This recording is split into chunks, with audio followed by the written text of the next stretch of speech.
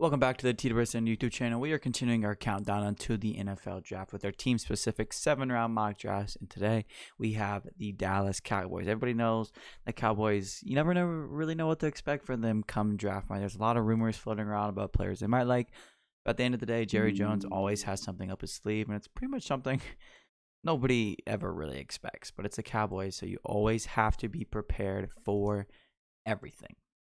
Now, it's a mock draft simulator. We're going to, some of these situations may not be the most realistic. I'm going to try to keep it as most realistic as possible for you Cowboys fans. And the Cowboys have always been teams just to keep coming up just short. So we're going to try to change that here with this draft. And I think if this is the way the board has fallen, it's really hard for me to see them passing on Bijan Robinson. And I think that's where the draft's going to go for me to start for the Cowboys. I think Bijan is probably going to be gone by then, but we've seen them express interest. We know it's there. We know they cut Zeke. We know Pollard is good, but we know Pollard is hurt. We know Pollard isn't necessarily a bell cow running back. And we know how much they like to have Zeke and they like to just do so many things with him. Bijan can come in and immediately do that right away.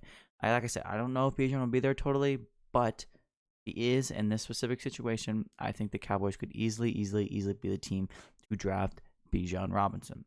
Now, here at 58, they got some more options. Tight end is a bigger need for them. But Tucker Kraft does make some sense for them.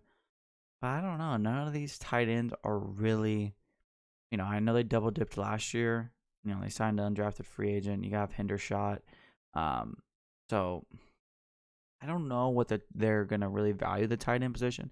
Maybe they do like Tucker Kraft here. Maybe, they're going to take one of these other guys later. But I knew they did bring in 2 younger guys last year.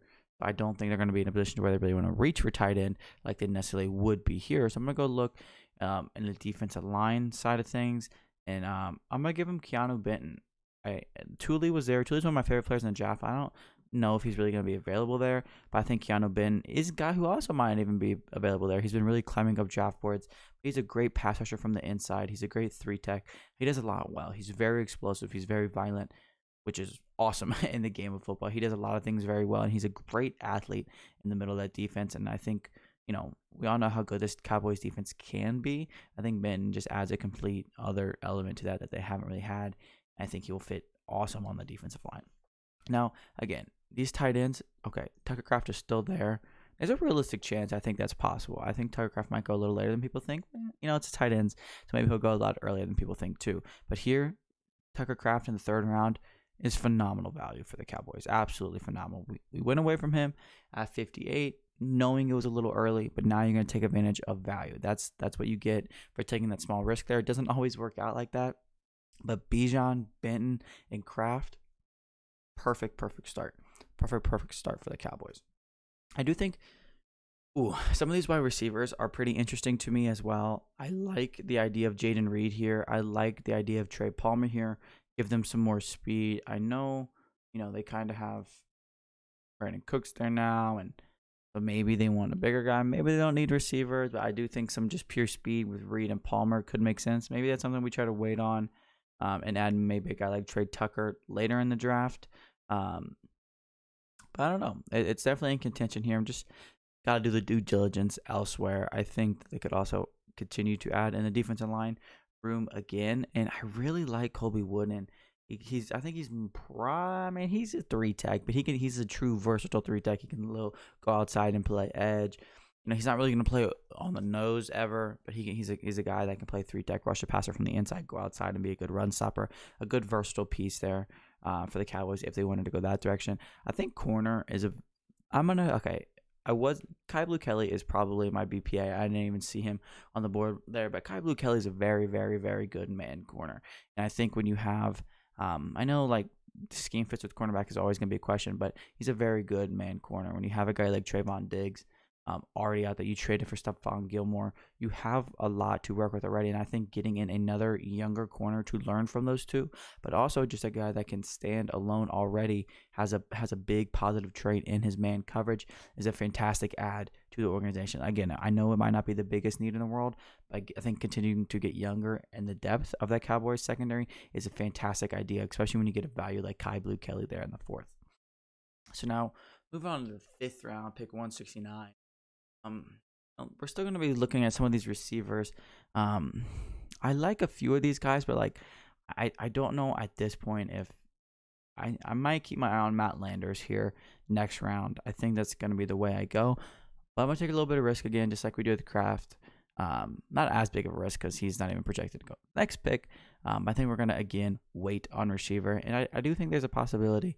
I guess I'm just going to continue to take fallers and great value. Jarrett Patterson from Notre Dame. I know we're taking advantage of good value here, but I think these are positions and areas where the Cowboys could look to go. Patterson is a guy who can play multiple positions in the interior offensive line. He can just come in and be solid, and he could start maybe if they wanted him to. But again, we're drafting in the 5th and 6th round, so nobody's guaranteed to start. But at the end of the day, he's a very good backup. He can work a lot of different positions in the interior. He can step in a few years. He can step in now. He can do it. He's just a really good football player. Notre Dame produces good offensive linemen year in and year out. And I think he's one of them. He's going to be a very solid pro. Maybe not the highest ceiling, but he's just going to be a very solid pro for a long time. And here at 212, I am going to go Matt Landers from Arkansas. First bad grade of the draft, but Matt Landers, super, I believe he's 6'3" or 6'4", had one of the fastest 40s at the NFL Combine. So that's always an intriguing, mix of traits, height and speed. There's a lot to like there with Matt Landers. I think he's a good complement to what they have. That you have Gallup, Cooks, and Lamb. Landers is your biggest receiver, and now he's probably also your fastest receiver. I think he can really complement that wide receiver room, and there's not going to be too much pressure on him to do anything, because they have studs in front of him. So he can learn, he can play his role, he can really excel in the role that they're going to be giving to him. And I just really like the fit there with Matt Landers to Dallas here. Now here at the last pick, I think I'm probably going to look to double dip. I was going to look to double dip at corner or at tight end, but I did do that last year, and I don't think really need to do that in the late rounds, especially getting the value on Tucker Kraft. I'm going to look back in the defensive line room, maybe even some of the edge room a little bit. Nothing's really standing out. Maybe linebackers. Michael Jones is pretty fun. Isaiah Land is pretty fun as well. Fun name here with Bumper Pool. So it's a little bit interesting what direction they're going to. I think they could maybe even take another running back, to be honest, just to fill out the room. I know, they have Dow, some other backs back there, but it wouldn't surprise me if they wanted to go this direction and take another corner. But actually, I'm going to continue to look in the offensive line room a little bit, and I'm going to give him Carter Warren here just based on the value. I like Carter Warren as a player.